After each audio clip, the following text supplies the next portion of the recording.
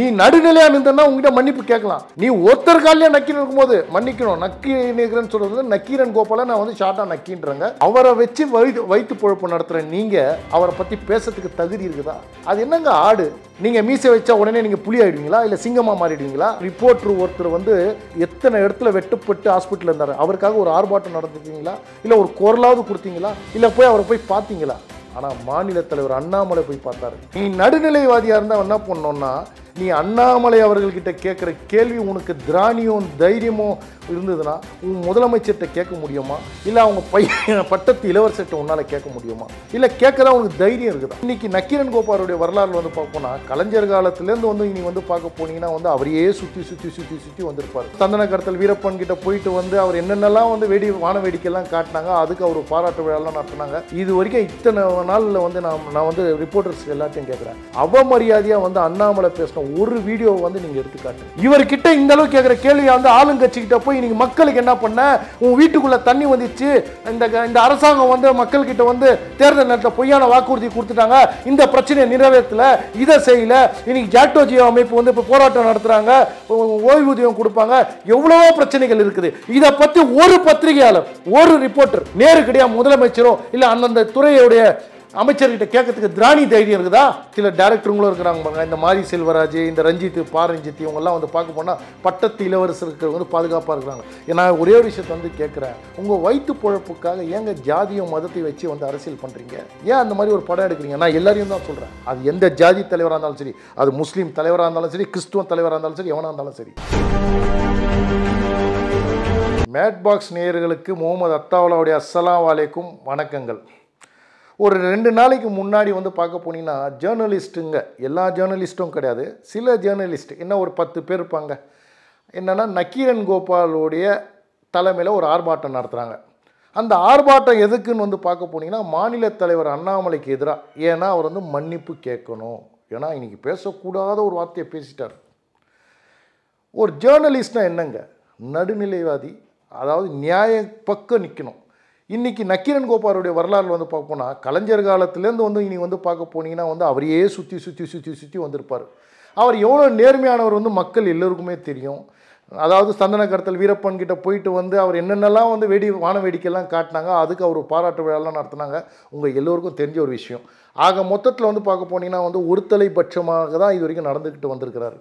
ஆனால் பாருங்கள் ஒரு வேடிக்கை, அந்த மேடையில் ஏறி வந்து என்ன சொல்கிறாருன்னா வந்து ஆட்டுக்குட்டி இவரை தவிர்த்துருக்கணும், இவர் படத்தை போட்டிருக்கக்கூடாது, இவர் வந்து மேடையில் வந்து இவர் தவிர்த்துட்டு போயிருந்தார்னா இவர் சாப்டர் ஏங்க பேசணும்?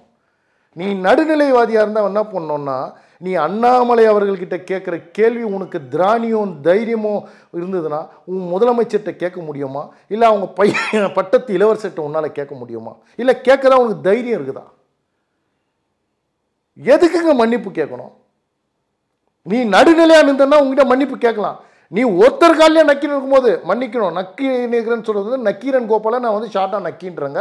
மக்கள் தயவுசெய்து தவறாக நினச்சிக்க வேண்டாம். ஏன்னா இன்றைக்கி ஒருத்தலைபட்சமாக நின்றுட்டு இவர் வந்து ஆக்ரோஷமாக வந்து போட்டு இவர் தவிர்க்கணும்னா இன்றைக்கி உன்னுடைய பத்திரிகை வந்துல நீ அவர் ஃபோட்டோ போட்டுக்கிற யாருக்கு அது லாபம்? அவர் வந்து உங்கள்கிட்ட கேட்டாரா என்னை விளம்பரப்படுத்துங்க, என்னை பேட்டி எடுங்க, அவர் உங்ககிட்ட வந்து கேட்டாரா? அவரை வச்சு வைத்து பொழப்பு நடத்துகிற நீங்கள் அவரை பற்றி பேசுறதுக்கு தகுதி இருக்குதா? அது என்னங்க ஆடு? நீங்கள் மீசை வச்சா உடனே நீங்கள் புலி ஆகிடுவீங்களா இல்லை சிங்கமாக மாறிடுவீங்களா? நக்கீரன் கோபால் அவர்களே, தயவு செய்து மக்கள் உங்களை பற்றி நல்லா தெரிஞ்சுக்கிட்டு தான் இருக்கிறாங்க. நான் உங்கள்கிட்ட ஒரு விஷயத்தை கேட்குறேன்.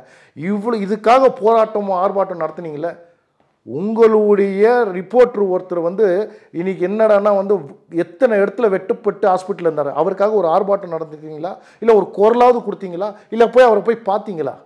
ஆனால் மாநில தலைவர் அண்ணாமலை போய் பார்த்தாரு. பார்த்துட்டு என்ன சொன்னார் அந்த இடத்துல? இன்றைக்கி வந்து பார்க்க போனால் உங்கள் மாதிரி ஜேர்னலிஸ்ட்டுங்கள்லாம் தான் வந்து அதாவது என்ன ஒன்றா களப்பணியில் முன்னாடி நிற்கிறீங்க. எந்த ஒரு ஆபத்தாக இருந்தாலும் முன்னாடி போய் நின்று நீங்கள் மக்களுக்கு எடுத்து காட்டுறீங்க. எங்கள் ஆட்சி வந்தால் உங்களுக்கெல்லாம் வந்து நாங்கள் முதல் விஷயமே வந்து பென்ஷனுக்கு உண்டான வேலையை நாங்கள் பண்ணி தருவோம்னு சொல்லிட்டு இது வரைக்கும் இத்தனை நாளில் வந்து நான் வந்து ரிப்போர்ட்டர்ஸ் எல்லாத்தையும் கேட்குறேன். அவமரியாதையாக வந்து அண்ணாமலை பேசின ஒரு வீடியோவை வந்து நீங்கள் எடுத்து காட்டுங்க. மனசாட்சி தொட்டு சொல்லுங்கள். இது வரைக்கும் அவர்கிட்ட வந்து இத்தனை கேள்வி நீங்கள் வந்து எப்படி ஆக்ரோஷமெல்லாம் வந்து கேள்வி மேலே கேள்வி கேட்டுக்கிறீங்க. ஆனால் அவர் பதில் சொல்லிக்கிறார். எந்த ஒரு அரசியல்வாதியாவது இவரை மாதிரி பதில் சொல்லியிருக்கிறாங்களா? தயவு செய்து மனசாட்சி உள்ள ரிப்போர்ட்டர்ஸ்ட்ட நான் கேட்குறேன். இவர்கிட்ட இந்த அளவுக்கு கேட்குற கேள்வியை வந்து ஆளுங்கட்சிக்கிட்ட போய் இன்னைக்கு மக்களுக்கு என்ன பண்ண, உன் வீட்டுக்குள்ள தண்ணி வந்துச்சு, இந்த அரசாங்கம் வந்து மக்கள்கிட்ட வந்து தேர்தல் நேரத்தில் பொய்யான வாக்குறுதி கொடுத்துட்டாங்க, இந்த பிரச்சனையை நிறைவேற்றல, இதை செய்யல, இன்னைக்கு ஜாக்டோ ஜியோ அமைப்பு வந்து இப்போ போராட்டம் நடத்துறாங்க, ஓய்வூதியம் கொடுப்பாங்க, எவ்வளவோ பிரச்சனைகள் இருக்குது. இதை பற்றி ஒரு பத்திரிகையாளர், ஒரு ரிப்போர்ட்டர் நேருக்கடியாக முதலமைச்சரோ இல்லை அந்தந்த துறையுடைய அமைச்சர்கிட்ட கேட்கறதுக்கு திராணி தைரியம் இருக்குதா? இன்னைக்கு இவ்வளோ பொறுமையாக நீங்கள் கேட்குற ஒவ்வொரு கேள்விக்கும் ஒரு நாளைக்கு 10 தடவை நீங்கள் வந்து பைட்டு கேட்டால் கூட வந்து மூஞ்ச சுளிக்காமல் வந்து நான் மக்கள்கிட்ட போய் சேரத்துக்காக வந்து அவருக்கு வந்து பேட்டி கொடுக்குறாரு. ஆனால் நீங்கள் என்ன சொல்கிறீங்க, அவர் பேசுனது தவறுன்னு சொல்கிறீங்க. என்ன கேட்டால் அவர் பேசுனது ஒரு தவறே கிடையாது, மன்னிப்பே கேட்க முடியாது. மன்னிப்பு கேட்குறதுக்கு நீங்கள் முதல்ல வந்து அது கேளுன்னு சொல்கிறதுக்கு உங்களுக்கு என்ன தகுதி இருக்குது? உங்கள் கூட பயணம் பண்ணுற ஒரு ரிப்போர்ட்டரை வெட்டுப்பட்டதுக்கே வந்து ஒருத்தங்க கூட ஆர்ப்பாட்டம் பண்ணல. அப்புறம் நீங்களாம் என்ன, உங்களுக்குள்ள ஒத்துமையே இல்லையே. நான் உண்மையாலுமே இருக்கிற ரிப்போர்ட்டரை சொல்ல, இந்த ஜாதி அரசியலுக்கும் இந்த மத அரசியலுக்கும் இந்த சில திராவிட மாடல் ஆட்சிக்கும் அவங்க சுய லாபத்துக்கும், அதாவது இந்த சில டேரக்டருங்களும் இருக்கிறாங்க பாருங்க, இந்த மாரி செல்வராஜ், இந்த ரஞ்சித் பாரஞ்சித், இவங்கெல்லாம் வந்து பார்க்க போனால் பட்டத்து இளவரசர் இருக்கிறவங்க வந்து பாதுகாப்பாக இருக்கிறாங்க.